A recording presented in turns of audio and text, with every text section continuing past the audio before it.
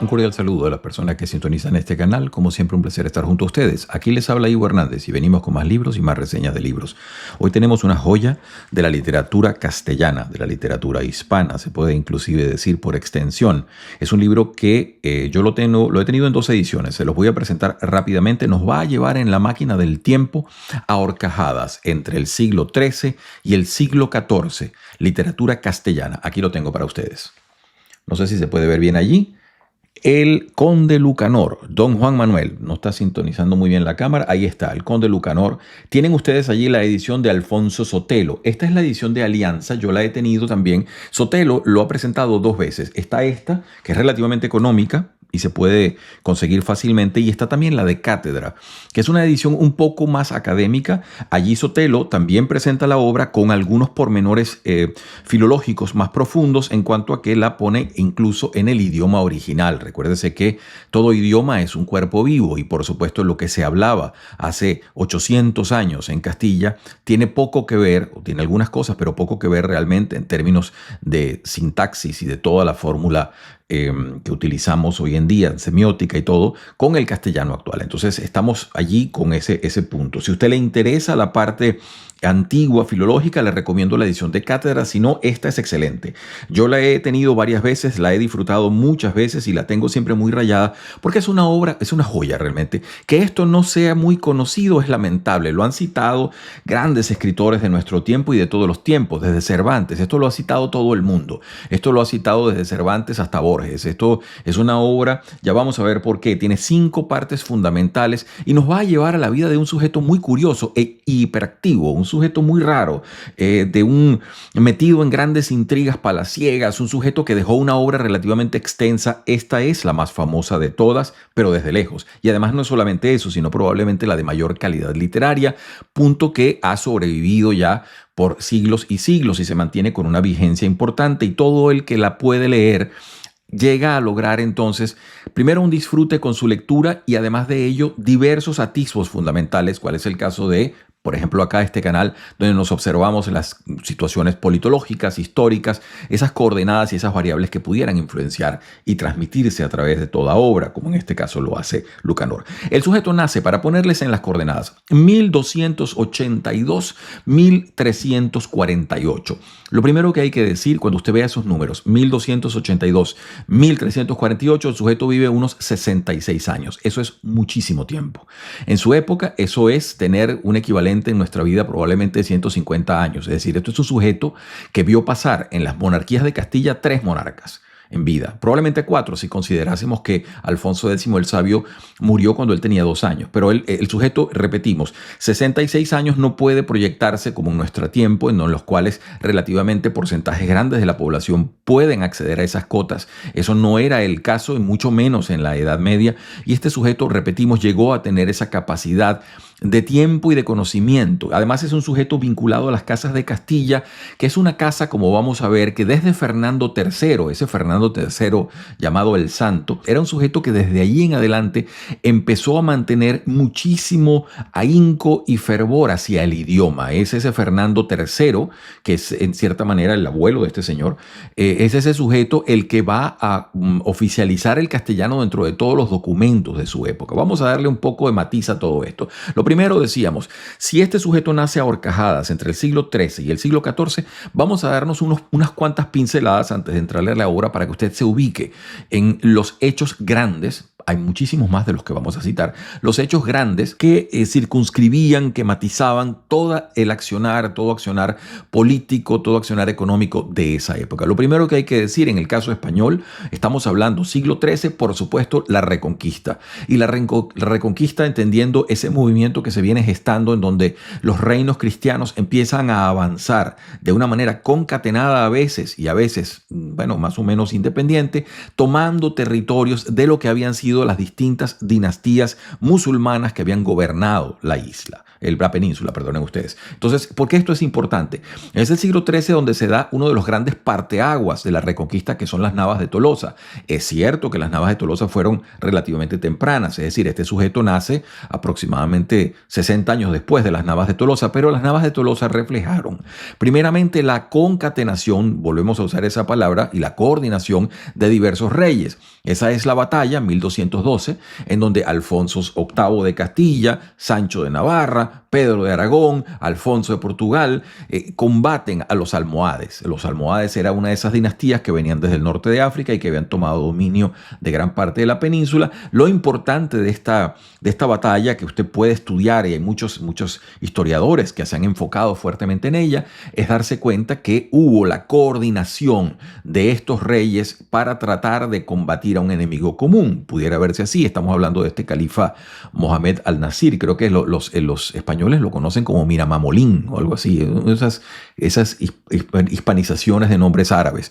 Eso es importante. También les decía, está ese Fernando III de Castilla, el que llamaban Fernando el Santo, que es un sujeto que avanza en la Reconquista, que toma varias ciudades, Córdoba, Jaén, Sevilla. Es decir, es un sujeto que empieza a expandir ampliamente ya los territorios. Y además él tenía esa política de lo que llamaban repoblación e integración de tierras conquistadas.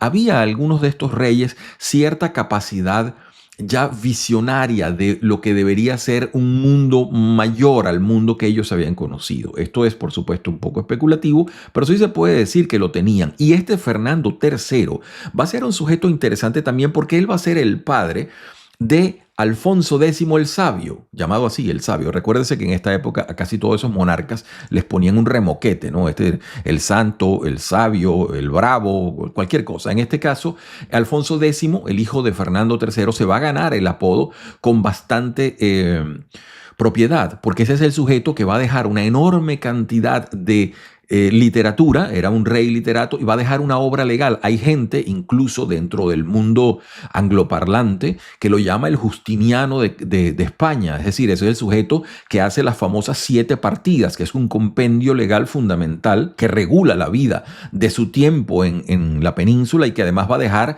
para Castilla una cantidad de influencia posterior. Entonces, ¿por qué les digo esto? Bueno, porque ese Fernando III, volvemos al sujeto del cual les estaba hablando, el sujeto que está prácticamente en los reinos de Castilla y León y todo esto. Él tiene el hijo que es Alfonso X, que es el que va a regir después de él, y tiene un hijo que se va a llamar Manuel de Castilla, es el hijo menor. Creo que es el menor, si me parece.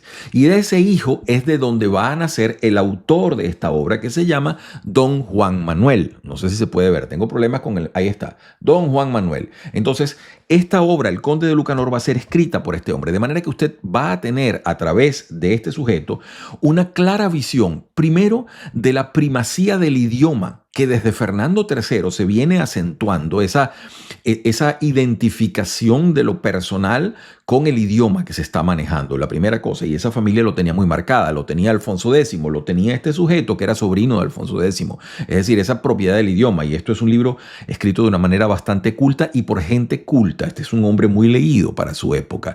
Eso lo va a tener como primera medida. También va a tener a través de él la visión aristocrática, es decir, un sujeto que se sentía parte de los del grupo o de las dinastías que regían, en este caso Castilla, por ejemplo. Y él va a ser un sujeto de una vida muy particular en lo político, a veces a favor de las personas que están en la regencia, a veces en contra de ellas, va a estar en intrigas, va a ser una cantidad de factores que escapan un poco a nuestro análisis, porque vamos a darle primacía al texto fundamentalmente. Pero repetimos, la vida del sujeto es fascinante. Sigo hablando entonces de los hechos de ese siglo XIII convulso. Está también, y es muy interesante, en Aragón, otra de las provincias, pudiéramos decir, otro de los reinos en este caso, ya empieza a darse lo que sería la expansión ultramarina de Aragón. Aragón va a tener provincias fuera de España, va a decir lo que sería Mallorca, Ibiza, todo eso empieza a darse, y también luego incorporan Valencia. Valencia sí estaría dentro de la península, pero el punto es que usted puede darse cuenta de todo ello. Cuando nosotros hicimos la reseña de Fernando el Católico, hablamos de eso, porque Fernando de Aragón e Isabel de Castilla vienen a unificar esto cuando España se conforma luego de la conquista de Granada, ya como una especie de protonación que se va haciendo o unificando a través del Reino Unido de estas dos personas, que luego en el nieto de ellos, Carlos I de España o Carlos V de Europa, como usted lo quiera llamar, empieza ya a tener una homogeneización que a partir de allí se da completa, ¿no? Casi completa.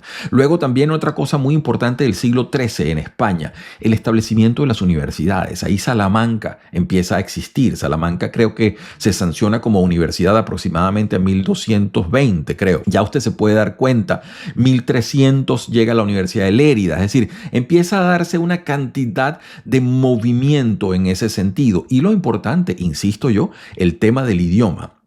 El idioma va teniendo una primacía al punto que luego, cuando Nebrija, unos 150 años después, fundamenta con su gramática, entonces el castellano ya camina con dos pies y se mantiene como un idioma que tiene una potestad territorial, una potestad poblacional importante, y entonces ya se conforma como un idioma con proyección incluso mundial, porque es el idioma que va a ser llevado luego a las provincias ultramarinas en lo que sería América. Seguimos adelante. Las 7 partidas de Alfonso X, eso es muy importante tenerlo en mente. Repito, es el tío de este señor, un hombre famoso en su época por culto, dejó las famosas cánticas de Santa María, era un hombre devoto a la Virgen María, es un sujeto que dejó una obra poética enorme. Realmente el apodo de El Sabio no era simplemente gratuito, era ganado. El sujeto era bastante culto y las 7 partidas, incluso pudiera darse el caso que la analicemos acá, porque es un cuerpo legal homogéneo y esto tiene toda una tradición. Repetimos, no es tan desvariado llamarlo el Justiniano de Castilla cuando uno se pone a analizar eso de compendiar, ¿no?, las leyes de esa manera. Seguimos adelante. La actividad cultural bajo Alfonso X. Aquí hay una cosa que sí quisiera yo la marqué, que sería el fomento de las traducciones. Toledo es una ciudad. Aquí hay muchísima discusión. Los eruditos en el tema debaten al respecto, pero sí puede sacarse la conclusión que Toledo fue uno de los centros importantísimos, si no de convivencia, cuando menos de cohabitación de los diversos idiomas, cultura árabe o de ascendencia árabe traída por la religión islámica, cultura de los judíos que estaban también en España y asentados de forma importante en Toledo. Recuérdense que es en Toledo donde se van a redactar incluso piezas fundamentales como el Zohar de la Cábala. Es decir, ahí va a estar Moisés de León, ahí va a haber una Abulafia, una cantidad de sujetos que van a estar muy activos. Toledo es un centro tanto comercial como cultural de amplia importancia. Va a ser, por cierto, nombrado en esta obra de diversas formas, ya vamos a ver por qué. Y la escuela de traductores de ese Toledo va a tener incidencia. Es de allí, por ejemplo, donde Alfonso X, nuevamente, empieza a subvencionar, si pudiéramos usar esa palabra, la traducción de importantes clásicos que venían desde otras tierras. Estoy hablando, por ejemplo, del Kalila y Dimna. Eso es una cosa que se conoce en India como el Panchachantra, que son fábulas de animales, fábulas moralizantes, por cierto. Y el Panchachantra se lo traen, viene al árabe vertido por, creo que es Ibn Mukafa, que lo traduce al árabe. Entonces Alfonso X pide que lo pongan y lo ponen en castellano. Entonces empieza a darse allí el trasvase de una cantidad de literatura de primer orden. Estoy citando, repito, cosas que están a superficie de agua. Hay cosas mucho más profundas que están dándose allí. E insisto, si usted no puede hablar de convivencia, como algunos eruditos lo contradicen, tiene que definitivamente aceptar que hubo la cohabitación de estas culturas. Y esa imbricación produjo, para bien o para mal, una cantidad de frutos y consecuencias posteriores. Cuando pasamos al siglo XIV, porque este sujeto muere a mediados del siglo XIV, bueno, ahí vamos a encontrar ya posterior incluso a su muerte, porque cuando él se muere, después, pocos años después, un par de años después, viene el famoso reinado de Pedro el Cruel, el Pedro I de Castilla. Ahí va a haber un problema. Castilla va a tener turbulencias prácticamente hasta cuando llega Isabel la Católica. Es decir, les quedan fácilmente unos 100, 120 años de turbulencias dinásticas a Castilla, muy, muy difíciles.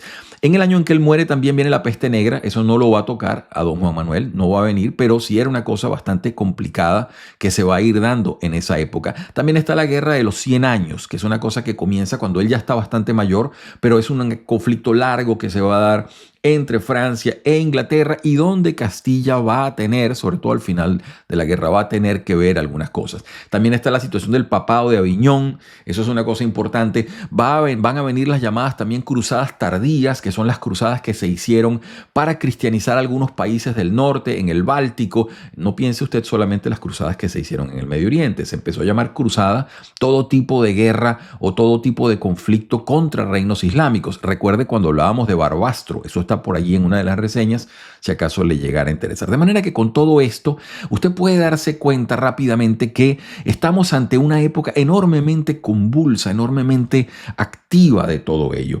Y este sujeto, pasando nuevamente al hombre que nos convoca, que es don Juan Manuel, nuevamente sigo con mis problemas, ahí está, don Juan Manuel, este sujeto va a ser, repito, primero heredero de la Casa Real de Castilla, ¿no? Repetimos, el sujeto es nieto de Fernando III el Santo, es sobrino directo de Alfonso X el Sabio, es un sujeto que se va a sentir con absoluta potestad para hablar con los reyes. Él fue mayordomo de la Casa Real, eso es un cargo importantísimo, por cierto, pie de página, un cargo legislado dentro de las 7 partidas de Alfonso X el Sabio, es decir, es una especie de burocracia ya oficializada. Mayordomo no tiene que ver, por favor, con el cargo que usted puede imaginarse de una persona que es una especie de sirviente con rango alto. No, en este caso se trataba de una especie de ministro de la Secretaría, por ponerlo de alguna manera, una persona o ministro de la Casa Real, una persona que tenía acceso directo al rey y que tenía una cantidad de responsabilidades sobre la Casa Real.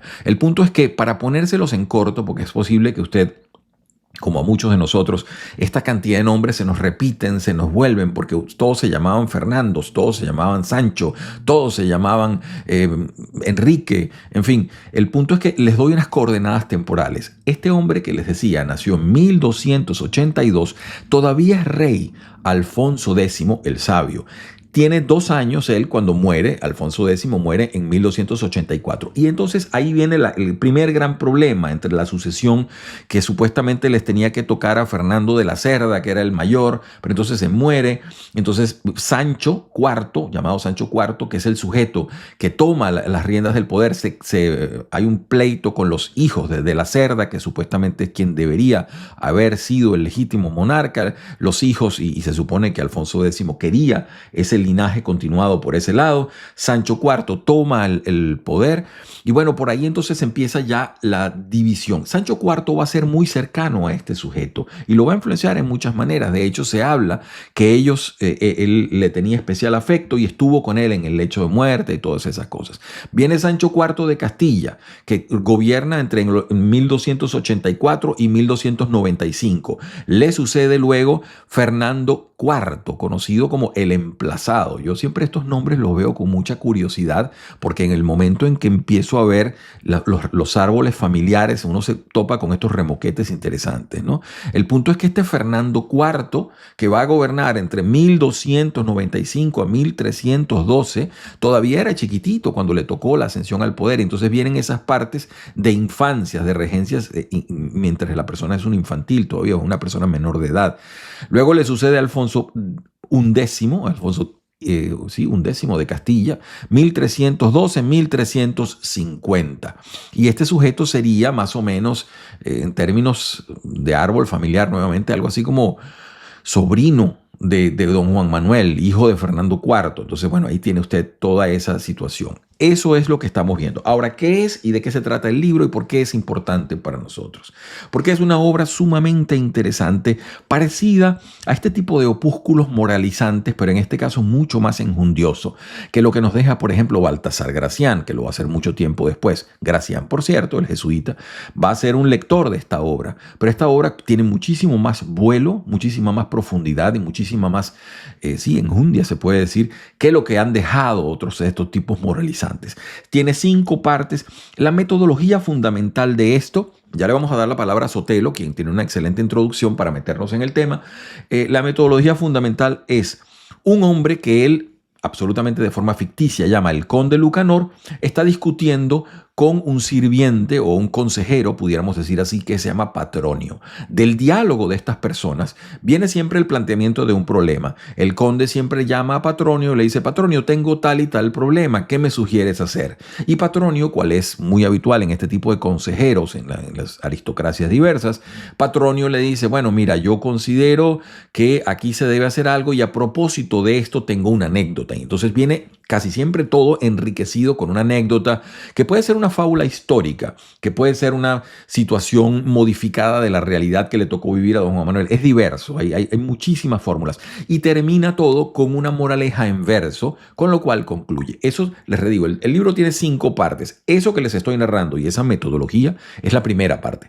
Las partes 2, 3 y 4 son simplemente aforismos. Y aquí nos podemos igualar nosotros con los grandes aforistas de otro tiempo, al estilo de Lichtenberg, al estilo de gente que vendrá mucho después.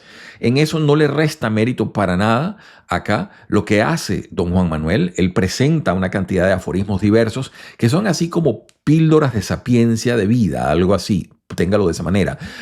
Parte experiencia, parte vivencia de los dos. Y la quinta parte ya son como unas especies de observaciones. Este sujeto él era de educación o de influencia tomista y muy ligado a la escuela de los dominicos o lo que pudiera ser la influencia de los dominicos. Entonces, él tenía una visión de vida particular en ese sentido y así la transmite en la quinta parte, donde da unas especies de reflexiones vitales ya para concluir el libro. Repito, es un texto escrito aproximadamente hace unos 800 años y que tiene una vigencia increíble por la factura literaria de que es capaz. De hecho, pie de página, si me permite, una de las anécdotas que sale acá, porque salen diversos cuentos, diversas fábulas, muchas. En el caso de la primera parte, que es la que desde lejos es mucho la mejor, tiene 51 cuentos o 51 fábulas. Ahí está una, por cierto, que no creo que me dé tiempo de leerla porque es extensa, tiene unas 5 o 6 paginitas y no me atrevería yo a usar de su tiempo poniéndome a leerla, pero considero que es uno de los mejores cuentos que yo he leído y he leído algunos. Y en este caso se llama La leyenda o el cuento de Don Ilán y el mago. Es un sujeto que vive en Toledo. Se las describo brevemente antes de pasar a darle el cuento porque siempre es una de esas anécdotas que ha vivido con uno desde que la leí la primera vez hace muchísimo tiempo. Ha vivido conmigo por varias cosas. Porque primeramente, la anécdota narra un deán, es decir, un sujeto que viene de un monasterio y que va a la ciudad de Toledo a trabar contacto con alguien que le han dicho que maneja la nigromancia. La nigromancia no es otra cosa que la forma educada de decir la magia negra. Entonces, es decir, que tenía conocimientos de magia. Ahora, lo interesante acá es que el sujeto que él va a buscar se llama Don Ilán. Ilán es un nombre hebreo. Ilán significa árbol. Hay 2 variantes. Usted puede decir Ilán, también puede decir Ilón, que aparece en la Biblia, incluso en el Antiguo Testamento así llamado. Lo que quiere decir Don Ilán, y le está manifestando allí, es un personaje que seguramente era un judío. Y le están manifestando que el sujeto manejaba la nigromancia. Eso es, por supuesto, una visión muy particular de un grupo de personas. Realmente es posible que este sujeto, en caso de que hubiera existido él o alguien como él, estoy hablando de Don Ilán, es lo más posible que este ha sido alguien que manejase la mística judía, la cábala o el zohar, que fue también un elemento que estuvo ebulliendo de esa ciudad de Toledo. Y entonces esta narrativa tiene diversas riquezas. El punto es que este deán se le aparece a Don Ilán y Don Ilán lo trata con muchísima cortesía y el deán le dice que él quiere aprender la magia negra. Entonces a todas estas Don Ilán le dice, bueno, no hay ningún problema, por favor acompáñame a mi estudio. Entonces dice en el cuento que bajan por unas escaleras muy profundas en donde llegan a una especie de gruta que se sientan a hablar. Mientras se sientan a hablar, el deán le dice, mire, yo vine aquí para aprender la magia negra, esto, esto y esto, ¿no? Entonces Don Ilán empieza a hablarle. Pero mientras empiezan a hablar y ellos dos están en una discusión allí, empiezan a pasar una cantidad de cosas. De repente tocan la puerta y entonces le dicen al señor este deán que ha muerto un familiar de él que le está dejando un obispado en tal parte. Entonces ellos se van y todo esto parece como una especie de sueño. Se van yendo allá donde le dan el obispado. Entonces allí luego lo llaman y le dicen, mire, lo están llamando para ser arzobispo. Y entonces a todas estas, cada vez que él va ascendiendo, Don Ilán le recuerda, dice, mire, por cierto, ahora que tiene ese obispado, yo tengo un familiar que pudiera estar interesado si usted me ayudara en esto y esto. Y dice, no se preocupe. ¿Sí?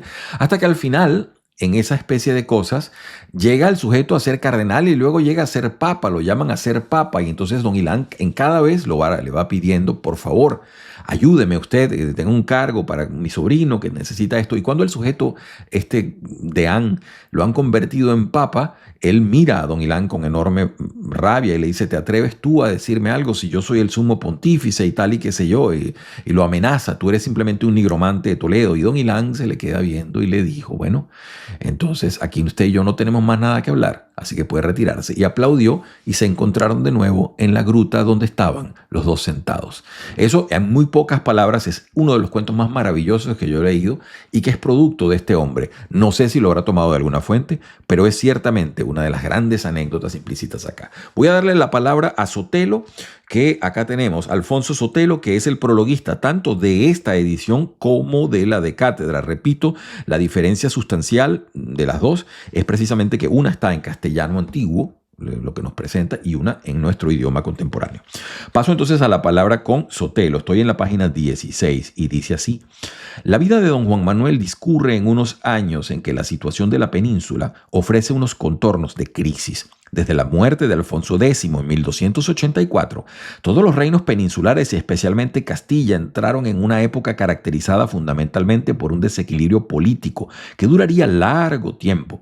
Los conflictos y las disputas entre las diversas facciones nobiliarias durante las minorías de Fernando IV y de Alfonso X fueron continuos. Las minorías se llama el periodo mientras el jovencito es menor de edad. Aquí, por favor, tiene usted que desprejuiciarse de una cantidad de factores que nuestra época ha cambiado. Aquí estos sujetos eran nombrados reyes, por ejemplo, a los 14 años, y las niñas eran prometidas para casarse a los 3 o 4 años de edad, y se casaban a los 12 o 13 años. Es decir, aquí hay que tener una completa divergencia de lo que sería nuestra época, porque para nosotros esto absolutamente estaría fuera de discurso. Sin embargo, recuerde que estamos hablando en momentos en los cuales los promedios de vida en una sociedad europea no iban mucho más allá de los 30-35 años. De manera que cualquier persona que empezase a vivir tenía que hacerlo de manera bastante apresurada, y las casas reales eran una prueba de ello. Seguimos adelante con más de lo que dice. Bueno, aquí hay una parte que pone Sotelo. Yo la desconocía, me parece muy importante en la página 17. Lo cierto es que don Juan Manuel acude a Madrid, donde se produjo el dramático encuentro con el rey moribundo. Está hablando de Sancho IV, ¿no? Y dice que le marcó profundamente y arrastró a la lucha de la sucesión real. Estando el rey muy maltrecho, cuenta emocionado, tomóme de los brazos y asentóme cerca de sí. Eso lo dijo don Juan Manuel. Don Juan Manuel conoce por boca del rey las miserias de la familia real que ahondan su orgullo y le confirman su íntimo complejo de superioridad respecto a la casa reinante. Entonces, bueno, ahí viene Sancho aparentemente habló con él y le mostró de forma descarnada las intrigas que habían pasado, y Sancho además aquí se queja fuertemente de que ni su madre ni su padre le habrían dado la bendición. Recuérdese que Sancho IV tuvo los problemas con Fernando de la Cerda, y entonces no era lo que quería Alfonso X. Él se impuso simplemente por astucia y fuerza, ¿no? Seguimos adelante con más temas. Sigo con la parte de la introducción que nos da Alonso Sotelo acá. Dice, también, bueno, este sujeto, don Juan Manuel, de verdad tenía un carácter, era un intrigante políticamente, un hombre ambicioso y lo que llamaríamos hoy en día un trepador, un sujeto que no se bastaba nunca con lo que tenía, sino que aspiraba siempre a tener más. De hecho, casó a sus hijos con gente de las casas reales diversas. Él mismo se casó 3 veces. Y aquí no podemos hablar exactamente mucho de matrimonios por amor, eran matrimonios por absoluta conveniencia probablemente. Y entonces, fíjense usted, aquí hay un momento cuando el rey, estamos hablando del rey Alfonso X, que está pequeñito, y entonces él trata de comprometerlo con una hija suya, doña Constanza, y dice: al pedir el rey la mano de doña Constanza, a lo que el ambicioso don Juan Manuel accedió de momento, pensando ver a su hija sentada en el trono castellano. Pero el casamiento nunca llegaría a realizarse. El rey encerró a doña Constancia en Toro y casó con la infanta portuguesa doña María. Recuerda, aquí para darle a ustedes unas cotas temporales, esta niña Constanza que le estamos hablando tendría como 6 añitos, ¿ok? No estén ustedes pensando en una mujer crecida, ¿no? Entonces, frustrada su ambición e indignado y herido en su orgullo, muertos además su mujer y su suegro, don Juan Manuel se desnaturó del reino de Castilla y comenzó contra Alfonso X, la mayor y más sangrienta de sus rebeldías. Se desnaturalizó, quiere decir que dejó de ser vasallo, se quitó el vasallaje. Eso es una especie como si usted renunciase a la ciudadanía. esquizofrenía hoy en día, más o menos, ¿no? Entonces, como ustedes pueden ver, el sujeto tenía un carácter difícil y era un sujeto que estaba permanentemente tratando de ampliar sus terrenos y tratando de lograr mayores prebendas de poder permanentemente, ¿no? Dejó, lo que es muy interesante es que debe haber sido alguien muy hiperactivo, porque aparte de la cantidad de cosas en las que estuvo, aparte de mantener un ejército de caballeros, creo que 1000 caballeros llegó a tener el sujeto, de tener propiedades por todas partes, aparte de todo ello, dejó una obra literaria importante, al punto que se le conoce justamente por esto y no por nada de lo demás que dejó. Entonces eso ya es revelador. Sigo con el trabajo de Sotelo, que repito, recomiendo mucho la introducción que él hace, es bastante enjundiosa. No me acuerdo ahorita la de Cátedra, no podía citarla, pero esta de Alianza está muy, muy bien hecha. Dice así, ya va directamente a la parte de la composición del libro, porque antes les estaba dando un poco de los prolegómenos históricos. En la página 30 dice así: la composición del libro ha planteado a la crítica algunos problemas y ha dado lugar a diferentes interpretaciones. Su división en 5 partes, a las que preceden 2 prólogos, es clara. La primera, muchas veces publicada sola, contiene 51 ejemplos que son muy llanos y declarados. Es lo que les decía, ¿no? Que venía con esa fórmula de viene el conde Lucanor, plantea una duda o una especie así de dificultad, problema que puede ser social, familiar o de gobierno, y Patronio inmediatamente responde casi siempre con una anécdota que va a ilustrar el caso y termina todo con una moraleja en verso, ¿no? Aquí dice, bueno, la división en 5 partes. La obra puede ser reducida por la materia que contiene a 3 partes, dice Sotelo. Una primera constituida por los ejemplos, la que les decía 51, ¿no? Una segunda, los proverbios, que serían las partes 2, 3 y 4 de la obra, y la tercera, el tratado doctrinal, que es muy pergreñado, pienso yo, de una visión dominica de la vida, bastante interesante, incluso se puede decir que tomista, es decir, está abierta la capacidad especulativa, usted lea el texto y puede darse en ello el banquete de asociarlo con una u otra corriente dentro de la Iglesia Católica. Siempre acá destaca Sotelo mucho el didactismo. Él dice que la obra, una de las cosas en las cuales resuma permanentemente es el didactismo, tratar de enseñar de la mejor manera. Paso entonces ya, porque el tiempo siempre acá es el gran dictador, paso directamente a darle lectura a la introducción del libro en la primera parte, el libro de los ejemplos del conde Lucanor y de Patronio.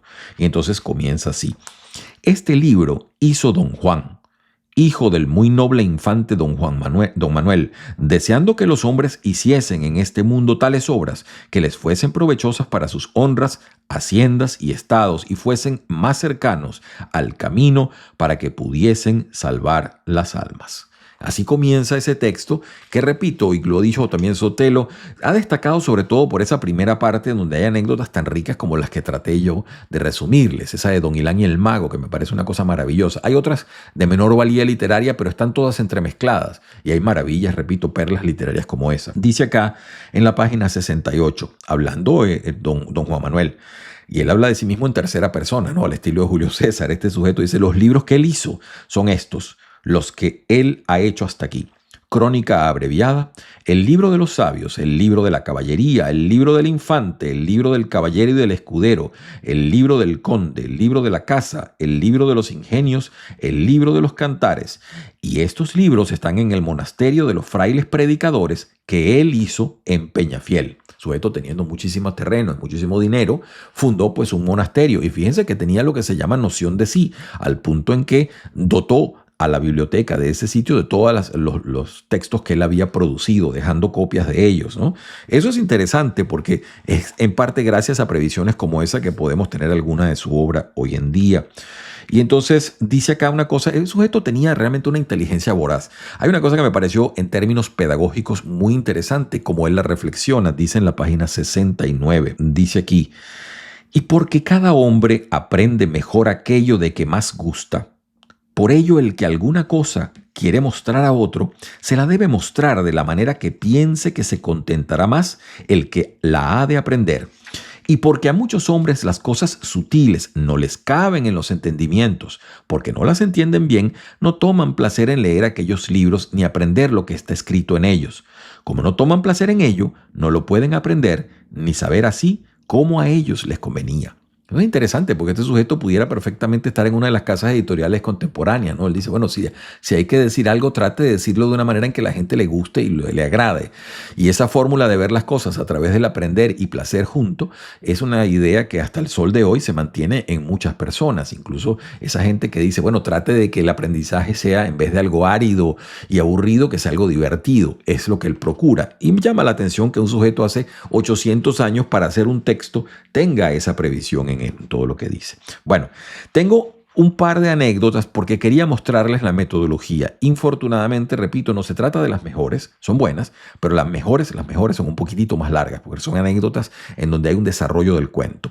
Tengo acá en la página 218 el ejemplo 37, por ejemplo. Fíjense ustedes, y aquí está la metodología. Dice así, de la respuesta que dio el conde Fernán González a sus gentes después que hubo vencido en la batalla de Asinas. ¿No? Por cierto, Fernán González era pariente de él, lejano. Y dice así, una vez venía el conde de una batalla muy cansado y muy maltrecho y pobre, y antes que pudiese holgar ni descansar, le llegó la noticia muy apresurada de otro hecho que se iniciaba. Los más de su gente le aconsejaron que descansase algún tiempo y que después haría lo que se le ofreciese. El conde preguntó a Patronio lo que haría en aquel hecho. Patronio le dijo, Señor, para que vos escojáis en esto lo mejor, querría que supieseis la respuesta que dio una vez el conde Fernán González a sus vasallos. El conde preguntó a Patronio cómo fuera aquello. Señor conde, dijo Patronio, cuando el conde Fernán González venció al rey Almanzora en Asinas, murieron allí muchos de los suyos y él y todos más que quedaron vivos fueron muy mal heridos. Antes que pudiesen curar, supo que le entraba el rey de Navarra por la tierra y mandó a los suyos a que se dirigiesen a pelear con los navarros. Y todos los suyos le dijeron que tenían muy cansados los caballos y también los cuerpos y que, aunque por esto no lo dejase, le debía dejar, porque él y todos los suyos estaban muy mal heridos y que esperase hasta que fuesen curados él y ellos. Cuando el conde vio que todos querían partir de aquel reino, sintióse más de la honra que del cuerpo, les dijo. De la honra que del cuerpo, les dijo, amigos, por las heridas no lo dejemos, pues estas heridas nuevas que ahora nos harán que olvidemos las que nos dieron en la otra batalla. Desde que los suyos vieron que no se dolía del cuerpo por defender su tierra y su honra, fueron con él y venció en la batalla, y fue muy dichoso. Vos, señor conde Lucanor, si queréis hacer lo que debierais, cuando veréis que conviene para la defensa de lo vuestro y de los vuestros y de vuestra honra, no os quejéis por cansancio, por fatigas ni por peligro. Haced de manera que el peligro y el cansancio nuevo os haga olvidar lo pasado. El conde tuvo por bueno este consejo, lo hizo así y se encontró por ello bien. Y entendiendo don Juan que este era muy buen ejemplo, lo hizo poner en este libro e hizo estos versos que dicen así. Estad seguro de esto que es verdad probada, que honra y gran vicio no tienen juntos morada. Bueno, ahí tienen perfectamente ustedes lo que sería la metodología de este sujeto. Insisto, siempre hay una situación particular, él consulta a Patronio, Patronio da una explicación a través, bien sea de una anécdota, una parábola, eso, y termina con una fórmula de verso que sería al final esa especie de proteína o de compendio de todo lo que se está pretendiendo decir. He puesto otras, pero como les decía, el tiempo está bastante contra nosotros. Voy a pasar entonces ya a darles un vistazo a la segunda parte, que les decía era una cantidad de proverbios. La segunda, tercera y cuarta son muy parecidas. Son diversa cantidad de aforismos y proverbios. Dice aquí, por ejemplo, en la página 299. Dice así. El que quiere señorear a los suyos por opresión y no por buenas obras, los corazones de los suyos demandan quien los señoree. Aunque acontece, difícil cosa es ser distinto a su linaje. ¿Cuál el hombre es? Con tales se acompaña. Más vale seso que ventura, riqueza y linaje. Piensan que el seso y el esfuerzo son distintos y ellos son una misma cosa. Mejor es perder obrando derecho que ganar por obrar torcido, pues el derecho ayuda al derecho. No debe el hombre confiar en la ventura, pues se mudan los tiempos y se detienen las venturas. Ahí tienen ustedes pues ese tipo de enseñanza. Hay una cantidad, son muchísimos. Y al final, la parte quinta que les decía, que es la que resume más su visión del mundo y es donde se especula más el origen o las vinculaciones dentro del cristianismo que él pudiera haber tenido con una u otra escuela, él empieza a hacer unas reflexiones acá en boca de Patronio y muy interesantes algunas. Yo le leo un pedacito y con esto creo que puedo cerrar esta reseña. Espero que no se les haya hecho muy tediosa. 335 en la página y dice así, está hablando de el ciclo vital de una persona y dice lo siguiente: además, después que el hombre es nacido tiene por fuerza que sufrir muchos enojos y mucha miseria, pues aquellos paños con que los han de cubrir para guardarlos del frío, del calor y del aire en comparación con la piel de su cuerpo, no hay paño ni cosa que a él llegue, por blando que sea, que no le parezca tan áspero como si fuese de espinas. Además, como ellos no tienen entendimiento, ni sus miembros están en estado, ni tienen complexión por la que puedan hacer sus obras como deben, no pueden decir ni aún dar a entender lo que sienten. Los que los guardan y los crían piensan que lloran por una cosa y por ventura ellos lloran por otra. Y todo esto les es muy gran enojo y muy gran queja. Ahí tiene usted pues la visión que él tenía sobre cómo un niño, un infante, pudiera estar viendo la situación, ¿no? Y entonces habla de cosas realmente, a mí me parece muy, muy impresionante leer a este hombre, la inteligencia y además hay que decirlo, la forma didáctica como él presenta sus escritos, ¿no? Y habla del nacimiento, de lo que es por qué se está creciendo, por qué se debe vivir, cómo se debe hacer, en fin, hay una cantidad de cosas. Tengo una acá para el final, 337, que me parece muy interesante. Dice así: además de esto, según es dicho anteriormente, el hombre es más menguado que ningún otro animal, pues el hombre no tiene ninguna cosa de suyo con que pueda vivir y los animales todos están vestidos de cueros, de cabellos, de conchas o de plumas, con que se pueden defender del frío, de la calentura y de los contrarios. Pero el hombre de esto no tiene ninguna cosa, ni podría vivir si de cosas ajenas no fuese cubierto y vestido. También todos los animales, ellos se alimentan de manera que no ha menester que ninguno se lo prepare, mas los hombres no se pueden alimentar sin ayuda de otro, ni pueden saber cómo pueden vivir si otro no se los muestra. Y aún en la vida que hacen no saben de ella guardar tan cumplidamente como los animales lo que les conviene para su provecho y para salud de sus cuerpos. Esto es el Conde de Lucanor, es una joya, realmente una joya, no se puede decir otra cosa, de nuestra lengua, de nuestra cultura, de nuestro idioma. Es algo impresionante, un texto que tiene 800 años y que no tiene pérdida de punta a punta. Si usted tiene la capacidad de adquirirlo, hágalo. Esta edición es relativamente económica, está muy bien prologada, muy prolijamente hecha por Sotelo y se felicita pues a la gente de Alianza con este enorme acierto, entre muchos otros como los que han hecho. Es Ivo Hernández quien les habla, como siempre un placer estar junto a ustedes. Si esto de alguna manera lo estimula, por favor esté pendiente con la campanita, ya vendremos con otras distintas reseñas y comentarios sobre libros y situaciones que nos llaman la atención y que nos parece que son importantes dentro de lo que son ese río de ideas que nos ha dejado gran parte de la historia y la mejor parte de la humanidad. Es desde acá también el deseo porque tengan todos ustedes una muy feliz semana.